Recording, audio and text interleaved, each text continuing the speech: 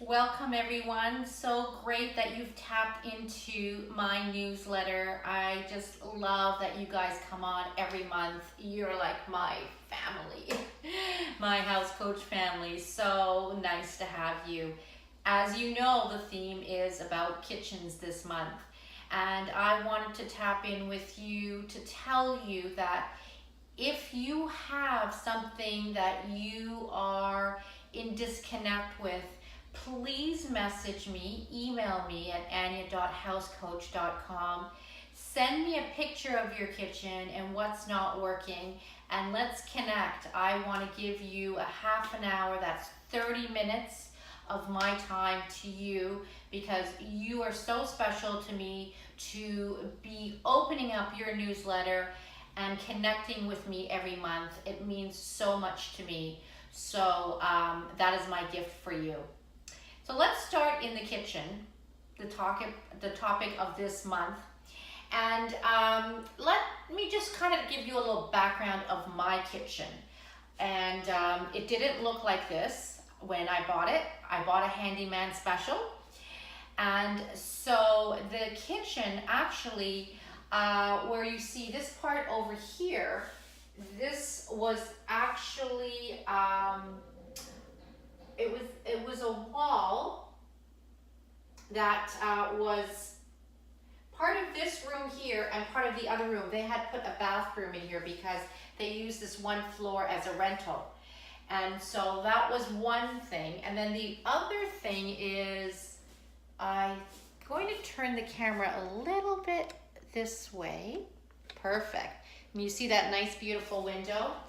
And so what they had over here, this is where the fridge was, standing right over here.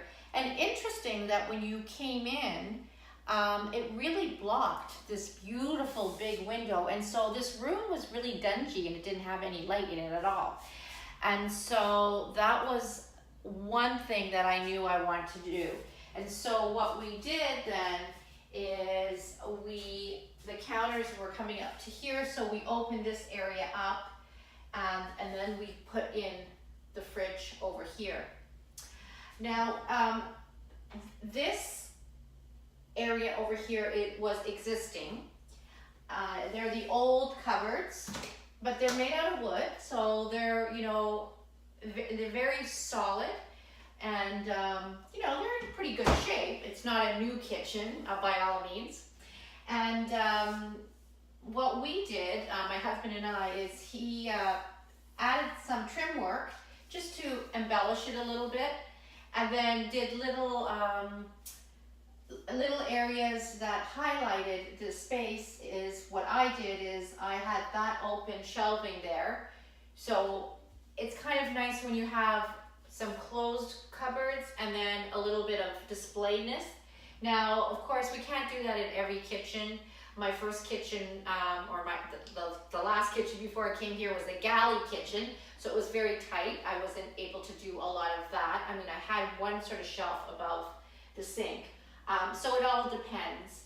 And then this little area here is, I wanted to make sure that the window was a design feature, so I had that painted white. I wanted to make sure that that stood out. So it's kind of like a frame area, and then having a light fixture coming down to that, which is really nice.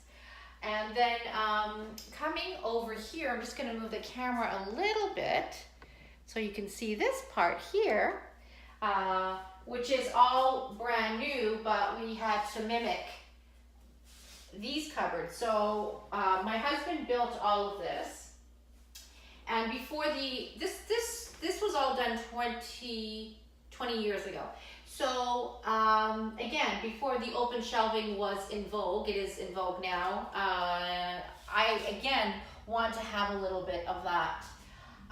We do say to ourselves, oh, I need more space to put in my dishes and everything like that. But I just wanted a little bit of an airiness in that. So we had built all of that. And then below here, you can see we put a dishwasher in.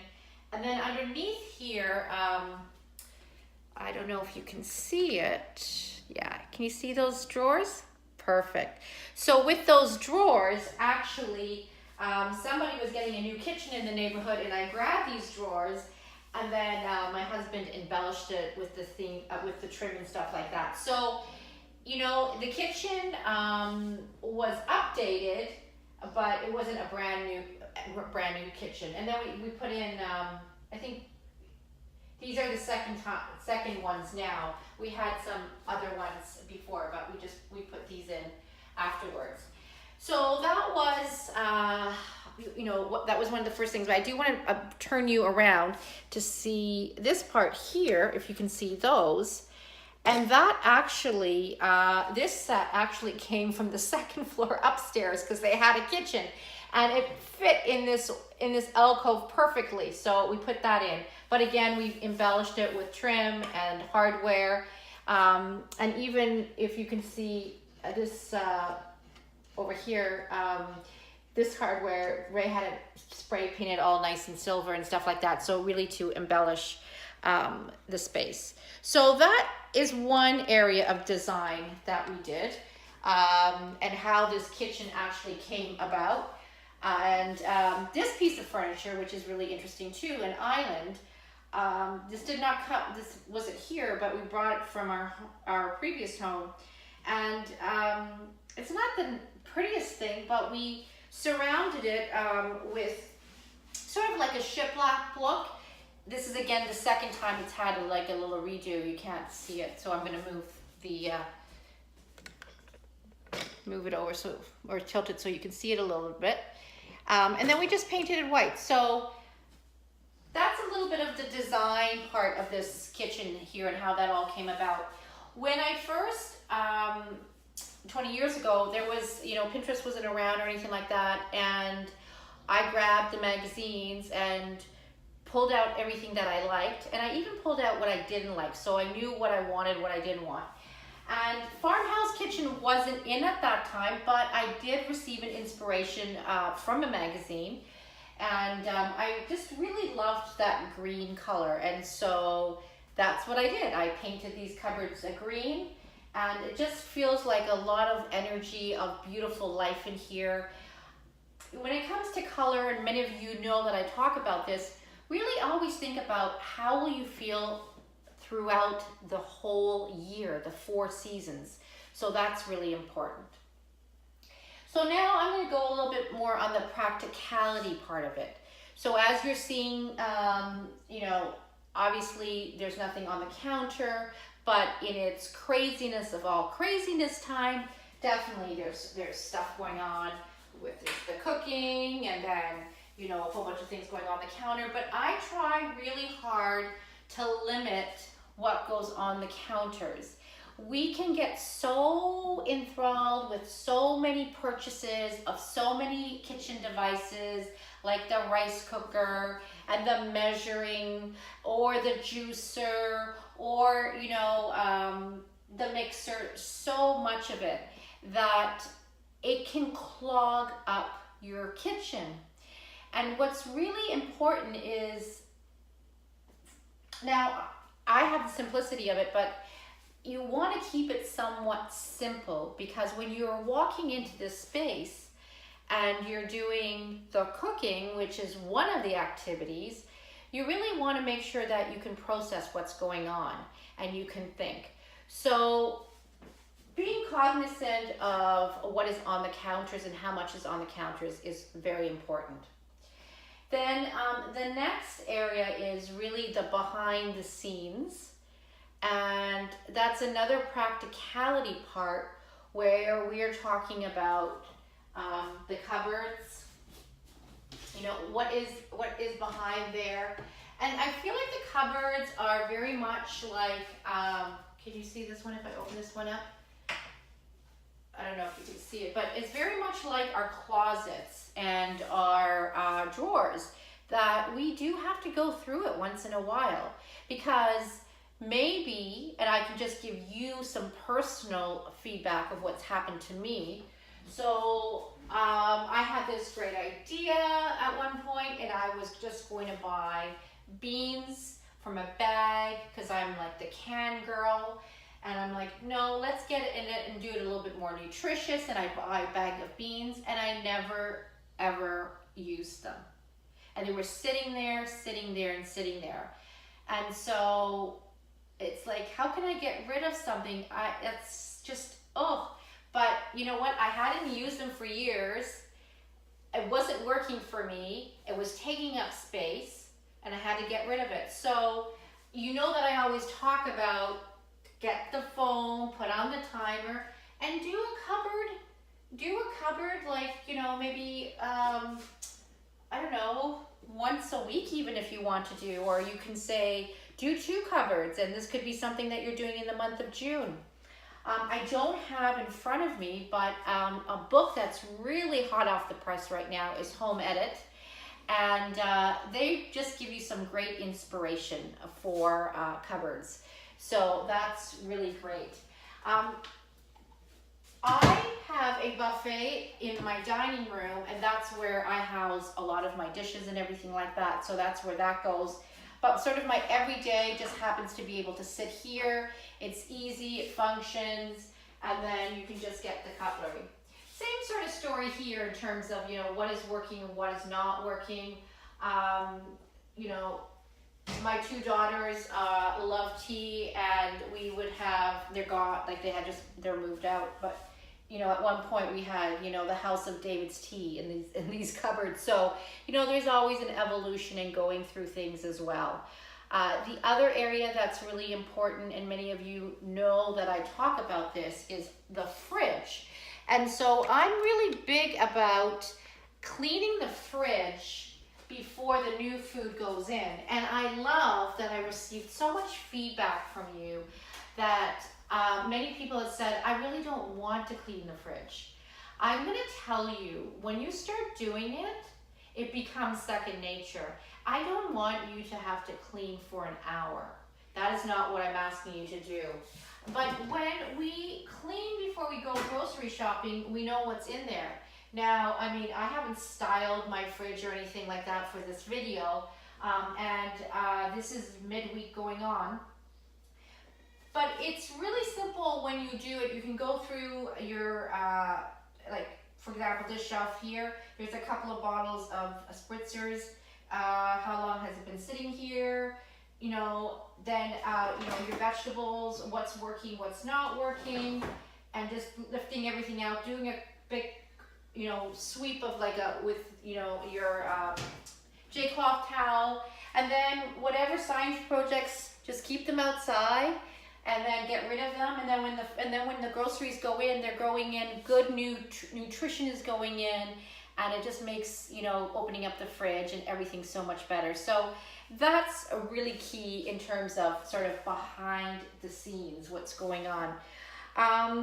The other area that I want to talk about is sort of the energy in terms of what is happening. So I have a gas stove. Some of you have a gas stove, and there's a lot of fire going on. And when, you know, the stove is on and the water is on and somebody is calling you and you're making this, you know, so there's a lot of what can be high stimuli going on. And so to be really cognizant of that, and to make things as simple as possible. So even if you're making a meal, maybe get out all the ingredients or whatnot. But when we know that it is a very high traffic area and a high energy area, then it just makes it a little bit more easier. And also the position of the stove I want to talk about. We can't always decide where the stove is going to go. But, you know, in the whole energy and the feng shui of it is, like your back is facing, what's your back facing? So what you can do if you feel like, you know, you're just cooking like this and you're not seeing anything, there's nothing wrong with sort of standing on the side. So now I'm standing on the side. I get to look at this beautiful window. I'm looking at this space. I'm looking at the 2 doors. There's 2 doors in this room that are coming and going. And so that just changes it all up. The same thing is I am very grateful to have an island. So when I'm prepping, I'm not over here. But if I was, then I feel like I still have this window here, which I really like. And for some people, it might not be a big thing, but and I don't really know if you can see it. The windows kind of need to be washed, but there's brick behind it, and that's texture, so that's really nice. But standing here, looking outside, looking at the space, that really is wonderful too in terms of the energy in here. The other part of energy is that homework happens here. Not everybody's fridge looks like this. You know, there's a lot of things going on the fridge. There's timetables in terms of like the weekly schedules. There's permission forms. You know, it's homework. There's a kitchen table right here. Homework is going on. Sometimes homework's going on while cooking is going on.